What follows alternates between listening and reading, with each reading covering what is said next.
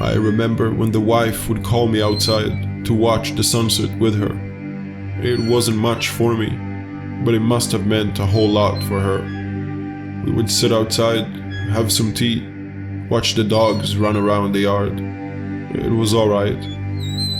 Lately, the sun hasn't been coming up. Some kind of a problem with the orbit or Earth's axis, I'm not really sure. An extinction-level cosmic phenomenon, they called it. The way I figure it, it ain't too much to worry about. The NASA guy on the TV said that what's happening is impossible, so there has to be some kind of an outside intervention. Too much for me to really understand what's going on. I've lived my life, come what may. My wife and I decided to sit out on the porch. There ain't no sun, but we can always just enjoy the outdoors, right? I sat next to her on the bench, and I covered us up with a nice homemade quilt. Weren't long before she was out like a light. Figured I'd rest my eyes a bit too, seeing as how I'm already here.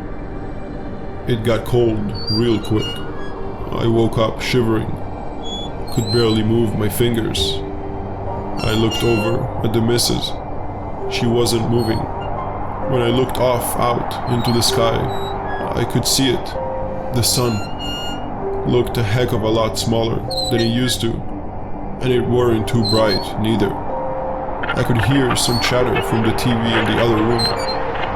The Earth has fallen out of orbit with the sun. Temperatures are dropping all over the Earth.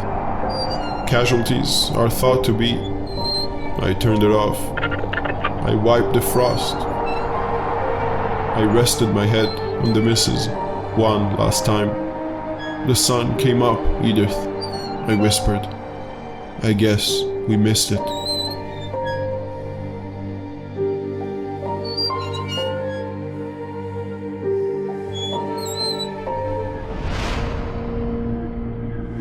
It all started with the pull.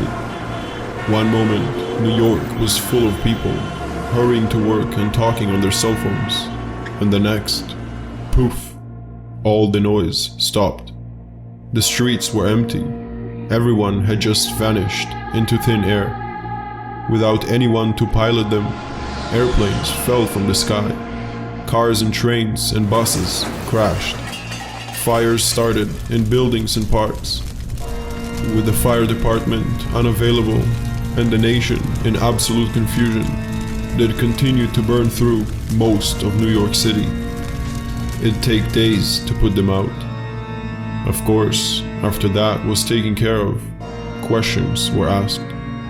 The government would launch an investigation into the event, an attempt at finding the 19.49 million victims.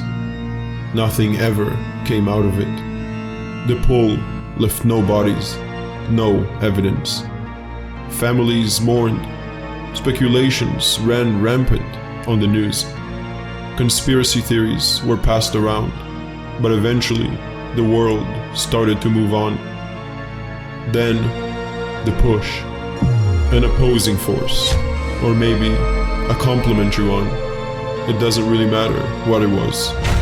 Body parts appeared out of nowhere. Heads were found throughout the Oregon wilderness, impaled on tree limbs and floating down streams. Toes and fingers were expelled from hollowed-out trunks and holes.